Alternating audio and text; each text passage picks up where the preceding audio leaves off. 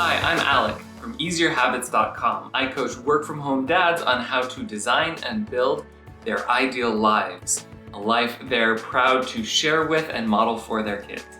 The past few weeks, I've been talking about big ideas, how to build habits, how big life changes are actually made up of small habits.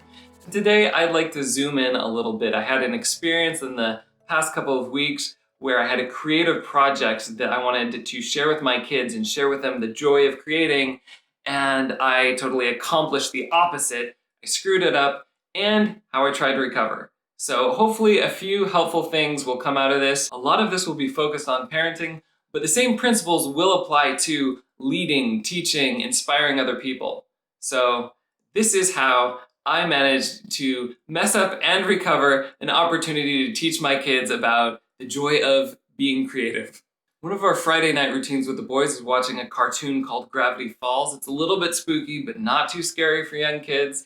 It's very funny. It's the kind of thing I would have loved to watch as a kid, and I love watching with my kids now. Moving into a house with a shed in the back gave me an idea. This cartoon, Gravity Falls, centers around a tourist trap called the Mystery Shack, and we could recreate the Mystery Shack sign and then put that on our shed, and that would be a great opportunity to get the boys involved in a creative project, not just consuming things, but being artistic to some degree themselves. And also a little bit of engineering involved, problem solving, figuring out what we can do to recreate the sign.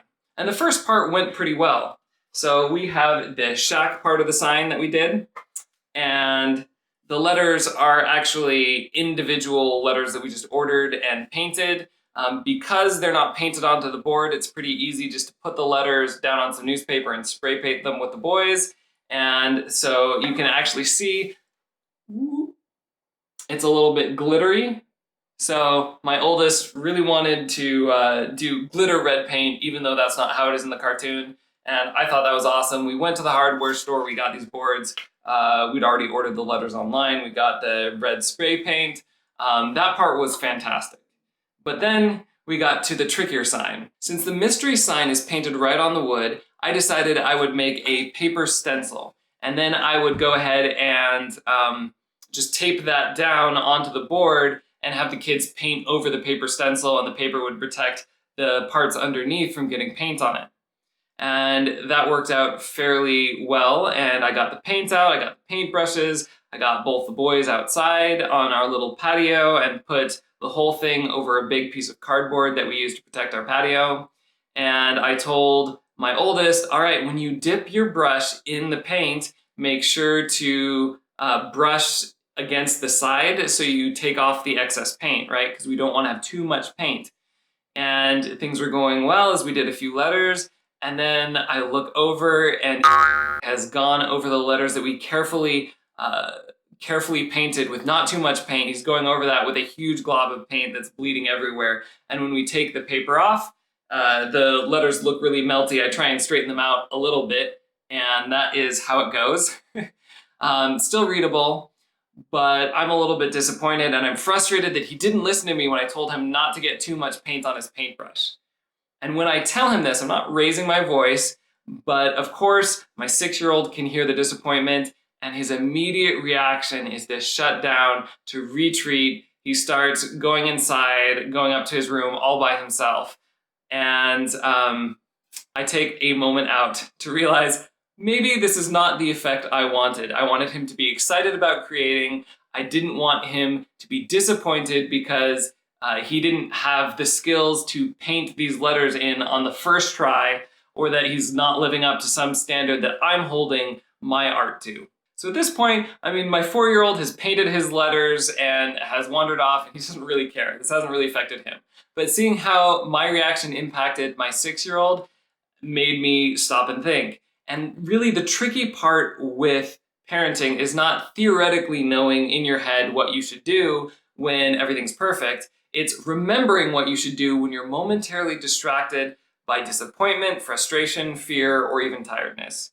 And it is at this moment I realized that instead of showing my oldest the joy of creating and learning and growing from our mistakes, instead I am teaching him that he's not living up to my standards. And that is not at all what I want to teach So the very first thing I do is grab the board and show him and say, hey, can you read this? And of course he can read it. It says mystery. And I let him know that, hey, that's fine. We can go with this right as is, but also there's another side to this board and we can try again if you would like to try again. And so what I was trying to do here is one, walk back the disappointment in what we have accomplished and try and celebrate it a little bit.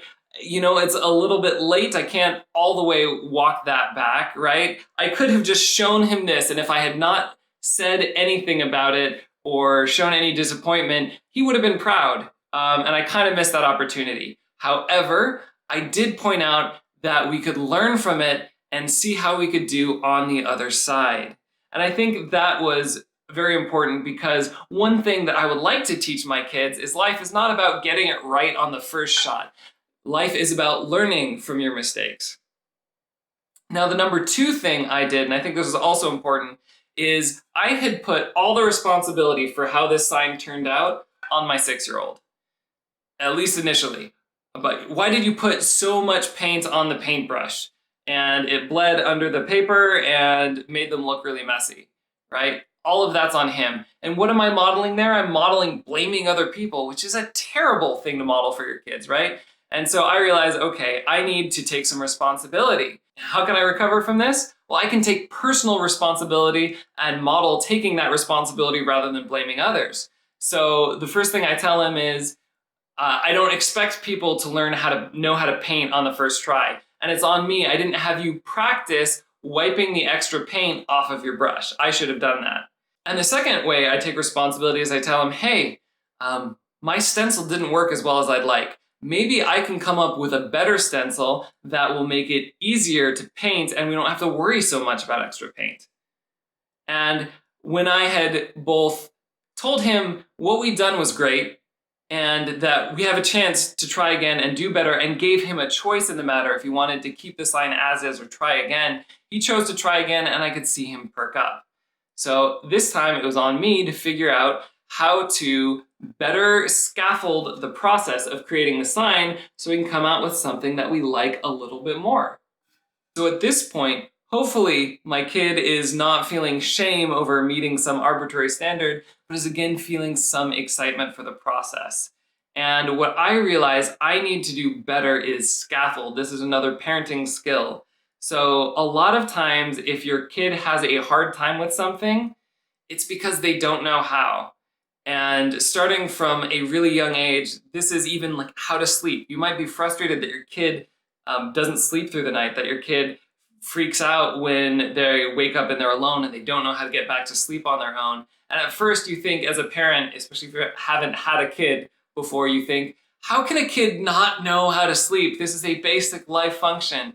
But it's really true. A lot of parents have to go through something like sleep training where they scaffold the process of helping their kid fall asleep, that they're there and they soothe and slowly they retreat a little bit for longer and longer periods of time to help their kid at first learn to get through just a moment of being alone, or a couple moments, a couple minutes, etc. And that is true with so many things. Kids are amazing at learning, but they don't come hardwired with much. And so if you want kids to be able to do something, a lot of the times the problem for a parent is how do you take some but not all of that experience on you so that you can make it easier for your kid. In the first case of the mystery sign, I had tried to scaffold the process of painting on the sign with a paper stencil, and it turned out that didn't scaffold it enough. That was not sufficient to help kids who are messy, messy painters.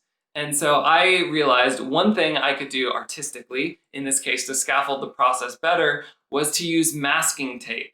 And so what I did this time was apply masking tape across the board, and then I cut the letters out of the masking tape.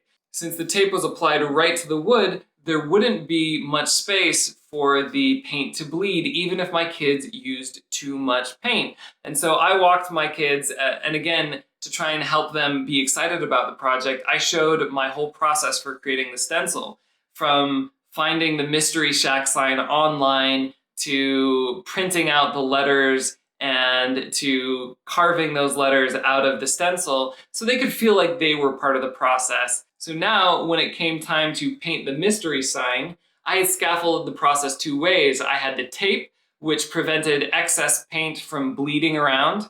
And I also practiced with my boys before having them paint the letters how to wipe off extra paint from their brush.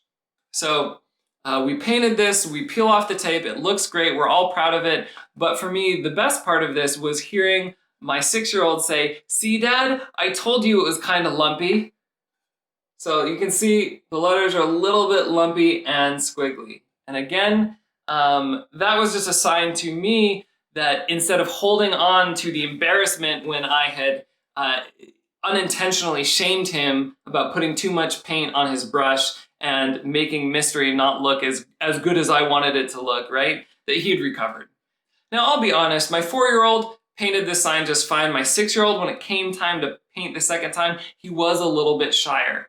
And when you have a negative experience, you usually need more than one positive experience to counteract the negative experience. So there'll probably be a few more creative projects where I need to be careful not to be hypercritical and let my boys experience the fun of creating something on their own and being proud of something that is a leap forward to them rather than holding themselves to an adult standard. So if there's any takeaway from this video, it would be that if something doesn't work out when you are the leader, when you're the parent, when you're the manager, when you're organizing volunteers, if something doesn't work out, the first thing to take a look at is, have you scaffolded the process correctly? If people are confused or having a hard time or performance isn't what you think it should be, what could you have done to make clearer guidelines, to make it easier to bounce back from risk or prevent risk from tanking the project? And this is especially true of kids. I don't know how many times I have expected my kids to perform at an adult level, not because I intellectually think that my 6-year-old needs to have the artistic abilities of someone in his 30s, but just because I don't think about that. I have these standards I've built up for my own life, and sometimes I forget that this project isn't about my standards, it's about my kids' growth. If you find yourself slipping up and applying adult standards to your kids or unrealistic expectations to your work, it's not the end of the world. Everybody does it. The point is, how can you recover? And the number one thing is to take responsibility and also to show people that you do appreciate their work. And the last thing is, after an overly critical experience, it will probably take more than one positive experience to help people fully recover. Have patience, take the time, make sure you scaffold, make sure you are appreciating other people's work and focusing on the growth, not necessarily the final output. People will eventually improve, and also people will learn to enjoy the process more. And it's enjoying the process that will really get you to the results you want in your family and in your work life.